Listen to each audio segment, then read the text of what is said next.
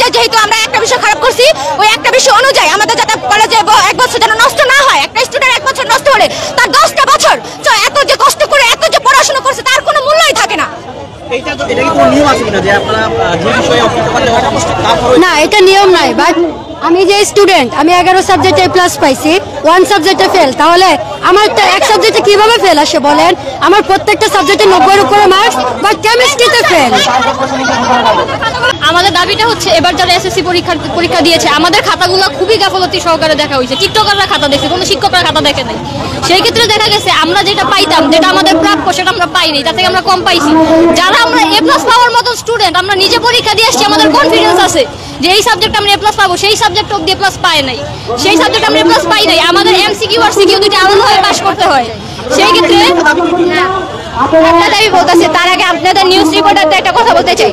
আপনারা তো অনেক আপনিও আসছেন, অনেক নিউজ রিপোর্টার আসে, আপনারা কি আসলে আমাদের নিউজ নিতে আসছেন, আমাদের নিয়ে ট্রোল করতে আসছেন? বলবেন একটা নিউজ রিপোর্টারে আমাদের কথা শুনে আমাদের ট্রোল করে দিল। ভাই, আপনারা যদি নিউজ করার হয় তো নিউজ করে নিয়ে আসেন, তাহলে আপনারা যদি আপনাদের ট্রোল করা হয়, ভাই ক্ষমা চাই, নিউজ রিপোর্টার অন্তত আমাদের নিয়ে ট্রোল করেন না। আমাদের 4টা দাবি বলতে, আমাদের 1 নম্বর দাবি হলো যে যারা 1 বছর ফেল করছে তাদের হলো যে কলেজে অ্যাডমিশন দেওয়া, আর হলো যে তারা পরের বছর পরীক্ষা দিবে। আর দ্বিতীয় দাবি হলো যে অন্যান্য সাবজেক্টে ফেল করছে, ধরতে গেলে সাপ্লিমেন্ট পরীক্ষা দিবে। আর তৃতীয় দাবি হলো যে এমসিকিউ আর সিকিউ মিলাইয়া আমাদের পাস ধরাবে। শিক্ষামন্ত্রী আমাদের সাথে কথা বলেছিলাম, তারা আমাদের থেকে 2 দিন সময় নিয়েছিল, কিন্তু 2 দিনের সময় আমাদের 16 তারিখ রাত 12টা পর্যন্ত টাইম নিয়েছে। কিন্তু আজকে 17 তারিখ, 17 জুলাই, প্রায় 3:30 বছর বেঁধে গেছে, আমাদের আজকে এখনো কোনো ফলাফল পাইনি। আমরা ছাত্র জনতা মাত্র 4টা দাবি আমরা তাদের কাছে রেখেছিলাম।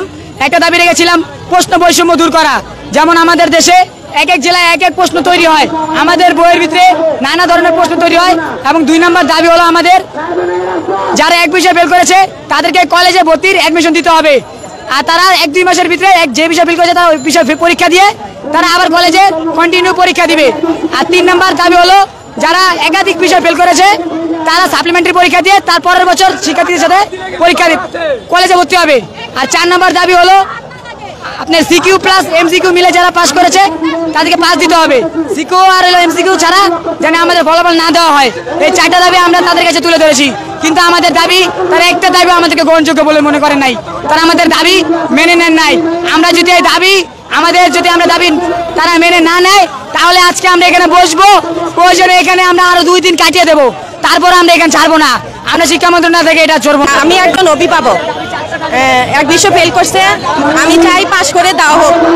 আর খাতা দেখা হচ্ছে টিকটকের মাধ্যমে, খাতাটা যৌক্তিকভাবে মূল্যায়ন করা হয়নি। যারা 1 বিষয় ফেল করছে তাদেরকে পাশ করায় দেওয়া হোক। 2 নম্বর কথা হচ্ছে আর যারা বেশি ফেল করছে তাদেরকে সাপ্লিমেন্টাল দ্বারা আবার পাশ করে উত্তীর্ণ করা হোক।